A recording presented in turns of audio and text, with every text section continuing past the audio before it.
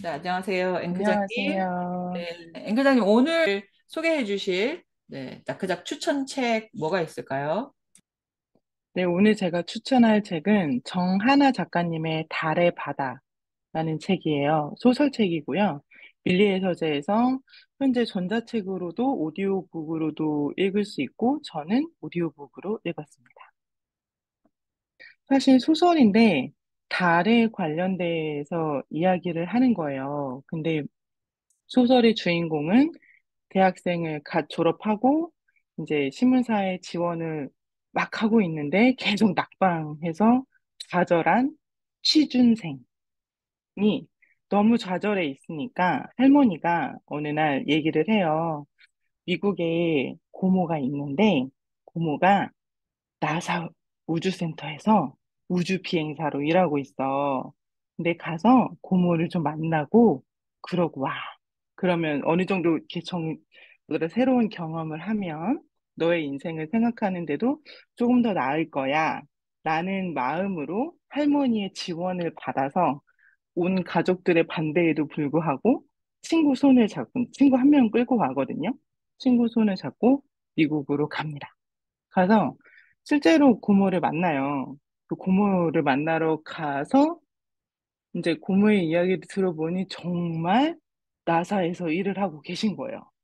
그 눈으로 확인을 했어. 아, 나사 그 센터에 들어가서 일을 하신다는 것도 확인을 하고 우리 고모가 정말 우주 비행사인가 봐. 막 출입증 있고 막 이제 거기에 고모 이름도 있고 사진도 박혀 있고 그러고 했는데 나중에 이제 고모가 정말 손을 잡고 데려간 곳은 샌드위치 가게였어요. 나사 우주국 센터 안에 기념품을 팔고 있는 그 섹션에서 그 안에 있는 샌드위치 가게에서 일을 하시는 거예요.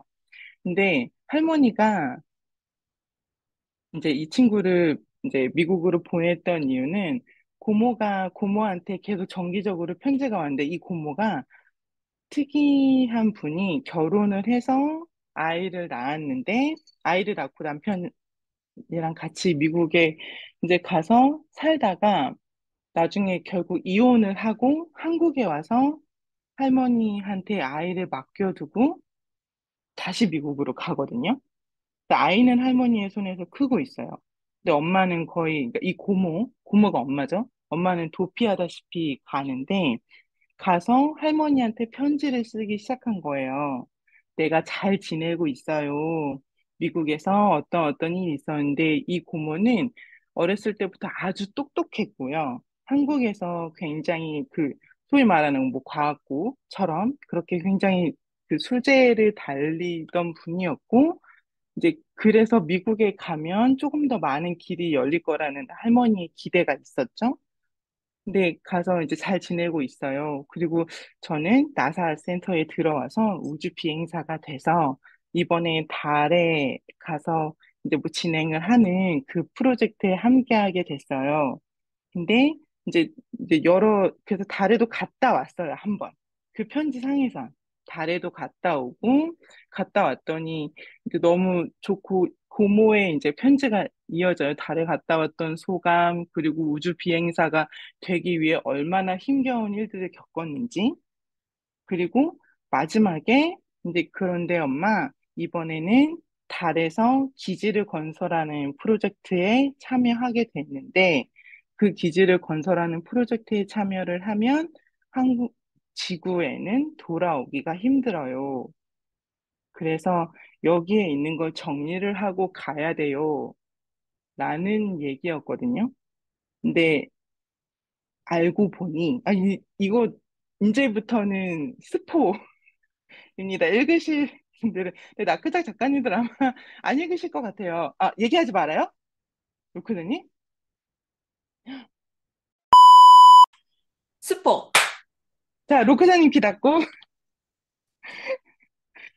여기, 그, 할머니한테 그렇게 얘기를 했던 건 나중에 알고 보니 고모가 아파요.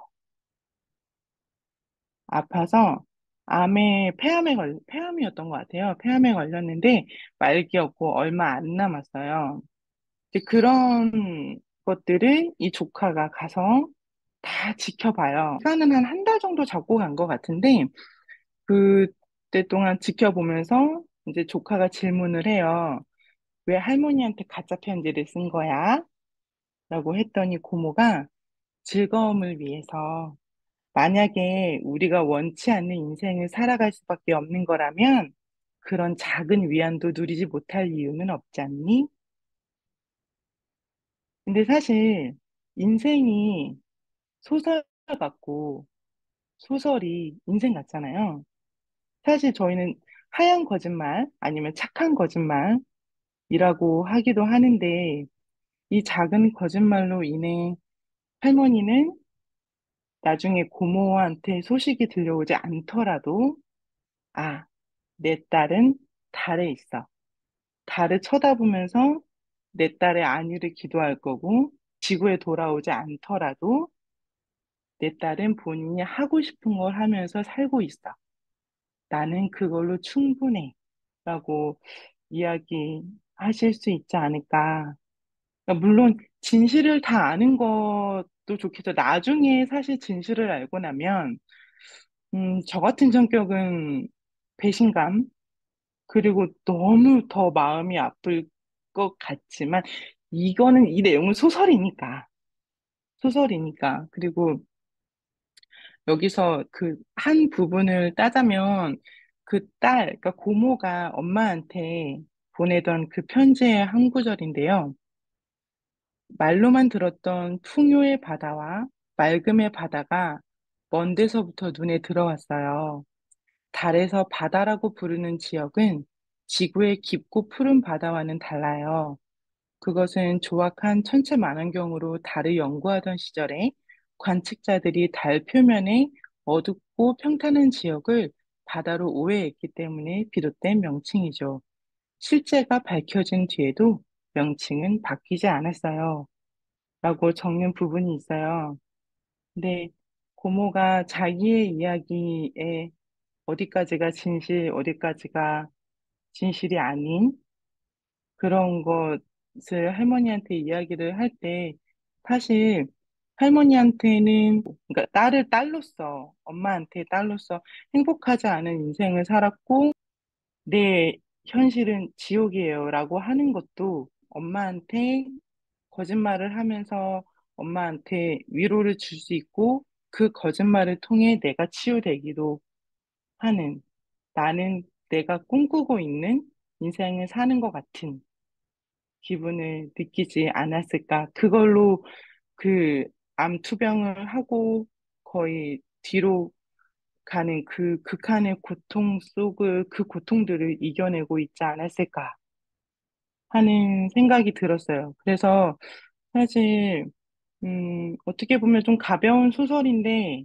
이 한 부분으로 인해 저한테는 너무 가볍지 않고 지금 저는 딸의 입장이었다가 지금은 부모의 입장이 될 거고 나중에는 이제 할머니의 입장이 되겠지만 그 인생의 그 순간들마다에서 지금 딱 중간의 단계에서 내가 이만큼을 공감할 수 있다는 게 또 고맙고 더 깊이 느껴지기도 했던 그런 소설이에요. 그래서 나중에 작가가 인터뷰를 할 때 그 얘기를 하더라고요. 거짓말은 어쩌면 가장 인간적인 수단이 아닐까요? 소설이 세상을 아름답게 해주는 것처럼 말이에요. 라고 하더라고요. 그래서 혹시 읽고 싶으신 분들 있으면 저는 오디오북도 괜찮습니다. 성우들이 읽어주셔서 굉장히 퀄리티도 좋고 집중해서 들을 수 있고요.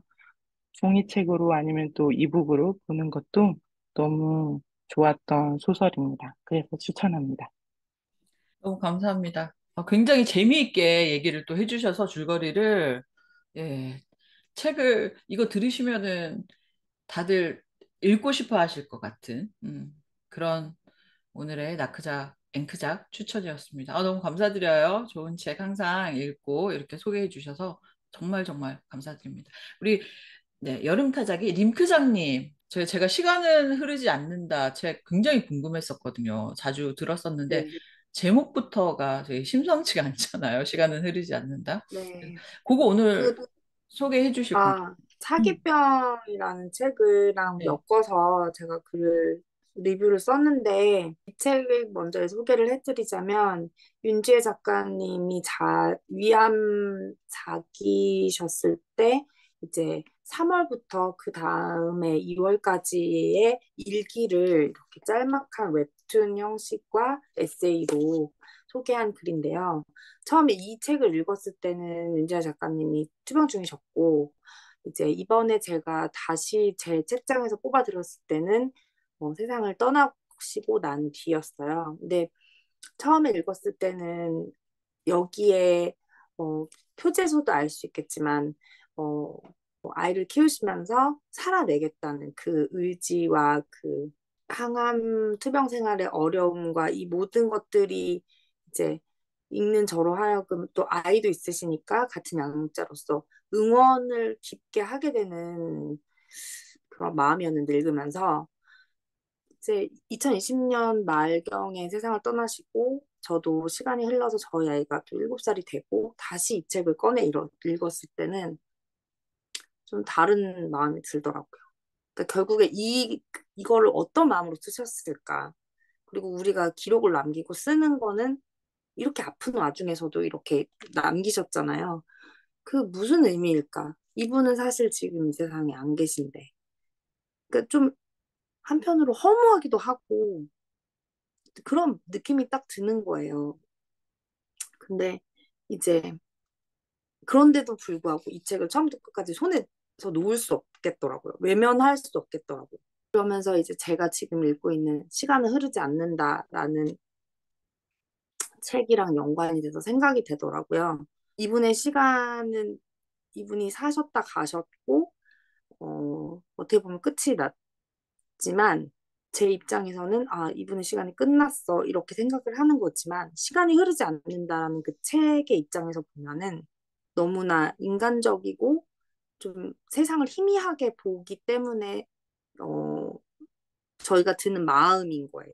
그러니까 그 책이 아직도 제가 다 이해를 하지 못하는 부분도 있지만, 그 책에 대해서도 좀 설명을 드리자면, 우리가 부여한 이 규칙성에 따라서 세상을 보기 때문에 과거와 미래가 있는 거고, 과거와 미래가 인과적인 관계를 갖고 있는 것 같지만, 실제로 우리가 미시적으로 모든 것을 성경에 뭐 이런 부분 있죠. 우리가 거울을 보도 환히 보게 될 때면 뭐 그런 부분 있잖아요. 그러니까 저희가 진짜 미시적으로 모든 걸 환히 볼 수 있게 되면 과거와 미래는 인과적인 게 아니고 대칭적이다. 그러니까 똑같다라는 거죠. 변함이 없다라는 의미를 가지게 된대요. 시간은 결국 흐르지 않는 거죠. 저는 어떤 생각이 들었냐면 시간이 되게 거대한 벽처럼 그냥 존재한다는 생각도 했거든요. 결국에는 시간과 그러니까 뜨거운 열은 다 있대요. 열은 차가운 곳에서 뜨거운 곳으로 이동하지 않고 뜨거운 곳에서 차가운 곳으로만 이동하게 되잖아요. 그런 걸 보고 이렇게 시간이 흐른다라고 얘기를 하는데 그런 규칙성마저 어떻게 보면 인간이 인간이 바라보는 규칙이고 실제로는 예를 들어서 아까 달 얘기도 하셨지만 우리가 이 안에서 복잡거리고 죽고 태어나고 살고 막 이런 것도 달에서 보면 그냥 커다란 파란 공일 뿐이잖아요. 하나의 물로 가득한. 음. 그렇게 보인다는 거죠. 그래서 어디가 과거고 어디가 미래고 이거를 나누는 것도 그리고 시간이 절대적이라고 하는 것도 이 사람의 시간이 다르고 저 사람의 시간이 다르고 예를 들어서 시계를 차는 것도 평지에 놔둔 거랑 산에 놔둔 거랑 미세하게 다르게 시간이 흘러간대요. 그러면 이 둘 중의 시간 중에서 어떤 시간이 절대적인 시간이야? 그렇지 않다는 거죠. 모든 게 다 개별적이라는 거예요. 어떤 절대적인 시간이 흐른다는 개념은 없다. 그러면은 저희는 너무 불완전한 존재잖아요. 시간이 흐른다는 개념을 갖고 살고 있고, 우리가 뭐 빛의 속도로 갈 수 있는 것도 아니고, 모든 것들을 완벽하게 이해할 수 있는 것도 아니고, 결국에는 저희는 시간 속에서 시간이 유한하다는 그런 틀 속에 박혀서 살아가고 인생을 마무리 짓게 될 텐데, 근데, 그런 생각이 들더라고요. 제가 글을 쓰면서 노래를 듣고 있었는데, 이 노래라는 것도 모든 음을 한 곳에 모아놓은 것이 아니고 우리가 어떤 개인적인 규칙성에 따라서 어떤 아름답다고 생각되는 음을 뽑아서 배열을 해서 듣는 거잖아요. 그러니까 일부분인 거죠, 그것도. 음악도. 그래서 아름다운 거예요. 불완전하기 때문에 모든 음을 다 모아놓지 않고 일부분만 모아놨기 때문에 아름다울 수 있고 개별적일 수 있는 거다. 그 우리 삶도 마찬가지지 않겠는가? 우리가 불완전하기 때문에 그래서 아름답지 않겠냐? 이 사기병을 쓰셨던 이분의 삶도 이분의 글도 그래서 더 특별하고 결국에는 이분이 남기려고 했던 것도 아름다움 그 자체지 않겠냐는 그런 생각이 들었습니다. 그래서 시간은 흐르지 않는다는 좀 더 제가 깊게 읽어보고 다시 한번 리뷰를 남겨야 될 책인 것 같아요. 완벽하게 이해는 되지 않았지만 생각거리를 많이 던져주는 책임에는 분명하고 한 번 읽는 걸로 그치진 않을 것 같아요. 네. 방금 마지막에 말씀하셨지만 한 번 읽고 되는 게 아니라 나의 크기와 내 삶의 크기가 커져가면서 자기의 어떤 해석을 또 찾아가는 그런 책이 아닐까. 그 환상특급이라는 예전 했던 미국 드라마인데, 그러니까 트와일라이트 존인가 그래요. 원제는 에피소드마다 정말 독창적이고 기발한 어떤 상상력을 가지고 미래 세계라든지 이 세상을 표현해주고 있는데, 그 중에 하나가 시간의 열차가 한 칸 한 칸이 1분마다 존재를 하는 거예요. 우리의 공간이. 그래서 지금 내가 1분을 지나고 있는 동안에 이거랑 똑같은 시간을 만드는 사람이, 공간이 만드는 사람들이, 그러니까 시간을 공간으로 표현을 해놨죠. 그 똑같은 칸의 안을 내가 지금 있는 자리랑 똑같이 만들고 있어요. 그리고 1분이 지나면 내가 그쪽으로 가는 거야. 근데 내가 분명히 이 자리에 이 펜을 여기다가 놔뒀는데 어디 갔지 막 찾잖아요. 그러면 그 시간을 만드는 사람들이 이 자리에 이 펜도 똑같이 놔뒀었어야 되는데 실수로 안 놔둔 거야. 그리고 그 다음에 1분이 지났을 땐 또 놔두고. 그래서 찾게 되고. 예, 그게 굉장히 재밌어서. Hey! Out! Why are they bringing things into our house? Hasn't anybody seen this? What's going on? I don't know. What's going on? 2-hour warning. 2 hours. Oh, thank God we found you. Oh, Someplace you're not supposed to be. It's not so much where, really, as when. We are now in the minute 11:37 a.m., seeing the minute 9:33, a few hours, and landed here in the minute 11:37. Each boxcar represents 1 minute. Move from boxcar to boxcar as time moves forward. Now, each boxcar is totally empty, and it's up to me and my crew to build something into that boxcar.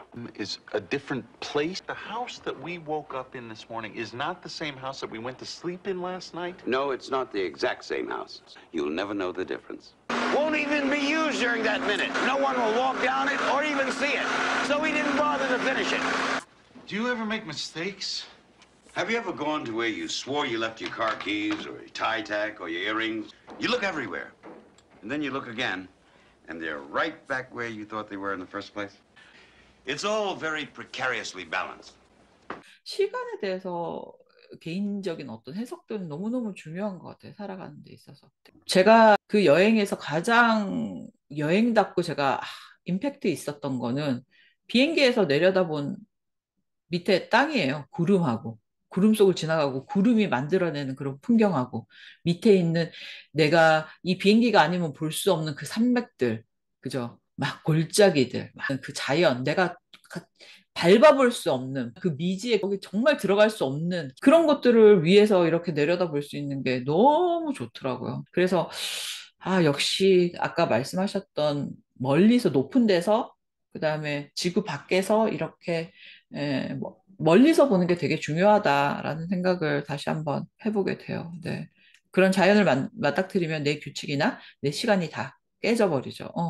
노자의 물화일체, 자연과 내가 하나가 되는 거. 그런 거 느끼시잖아요. 그때도 시간과 공간의 개념이 확 달라져요. 그런 걸 느낄 때.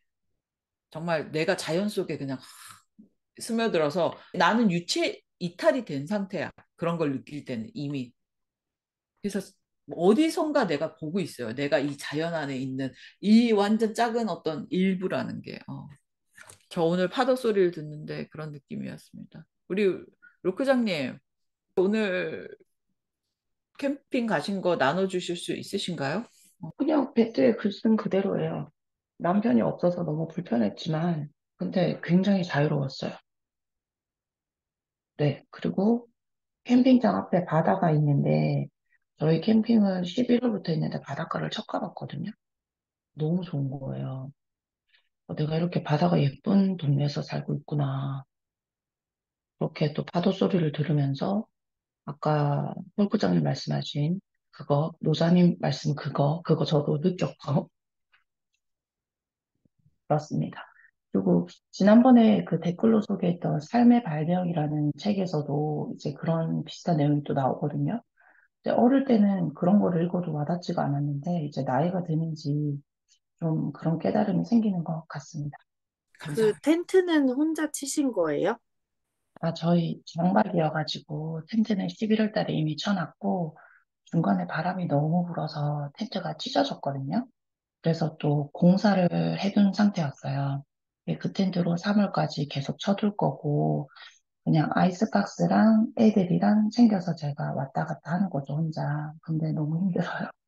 왜냐면 붕괴라서 난로도 있고, 집이 원래 집 세 채였다가 지금 두 채로 줄어든 거거든요. 그 공사하느라고. 그래서 뭐 활동할 때마다 자꾸 난로도 옮겨야 되고, 테이블도 옮겨야 되고, 애 둘도 옮겨야 되고, 일이 너무 많아가지고, 허리가 아파요. 이상입니다. 예, 저는 제 캠핑을 지금 어미캠이라고 혼자 부르고 있어요. 어쩌다 미즈캠. 계획이 없던 겨울을 보내고 있습니다. 돌아버리겠어요. 아, 너무 수고 많으세요. 저희 남편이랑 큰애는 캠핑을 자주 가잖아요. 보이스카우트 때문에. 저는 빠져 있거든요. 루크장님 거 보면서 우리 가족 캠핑 가야 되겠다. 아이랑 남편이랑 계속 캠핑을 다니거든요. 한 2박 3일로 한 달에 한 번? 두 달에 한 번은 갔다 와요. 그래서 음식, 캠핑에서 먹는 음식이 미국은 그렇게 뭐 삼겹살 이런 거 없어요. 다 소세지. 그 다음에 그 번 있잖아요. 빵 해가지고 소세지 진짜 싸구려 해서 그렇게 막 그냥 그렇게만 먹어요. 마시멜로 구워 먹고 우리끼리 딱 가서 놀면 되게 좋겠다. 그런 생각이 듭니다. 갑자기 서정주 시인의 자화상 밴드에도 저도 올렸었거든요. 정말 그 23해 동안 나를 키운 건 파라리 바람이었다라는 부분에 꽂혀서 이 시를 읽으면서 너무 좋았어요. 처음부터 애비는 종이었다, 밤이 깊어도 오지 않았다 하면서 어떤 서사가 진행이 되고 얘기가 극이 제 머릿속에 전개가 되는 시여서 너무 좋았습니다. 그리고 여기 보면 손톱이 까만 에미의 아들 아이가 이제 제대로 관리를 못 받는 거죠. 보살핌을 못 받고 막 그런 상태인데 나를 키운 건 파라리 바람이었다. 결국은 자기가 혼자 컸다라는 말로 이해를 했어요. 그리고 그렇게 세상은 가도 가도 부끄럽기만 하다는 거는 이 바람이 키운다는 건 어떤 근거나 근본이 없이 왔다 갔다 이게 맞는지 저게 맞는지 그냥 휩쓸려서 이렇게 살았다는 뜻으로 받았거든요. 휩쓸린다는 게 저기 갔다 저기 갔다가 아니라 그냥 자연스럽게 다른 사람의 손을 거치지 않고 자연적으로 컸다라는 말로 저는 받아들였고 나는 아무것도 뉘우치진 않으련다 부분이 굉장히 인상적이었어요. 결국 저도 살아보면서 이 아무것도 뉘우치지 않는 마음이 굉장히 중요하더라고요. 내가 어떤 결정을 했으면 그거는 50대 50의 확률을 가지고 결정을 하는 건데 이 길을 가나 저 길을 가나 어떤 결정이든 간에 그건 기회 비용이 있고 너무 예쁘다 좋겠다 엄마랑 닮은 것 같아 진짜 엄마랑 닮은 것 같아 그래서 오늘 시간이 많이 됐지만 정말 내용 꽉꽉 채워서 좋은 어떤 의견들하고 마무리까지 잘 된 것 같습니다.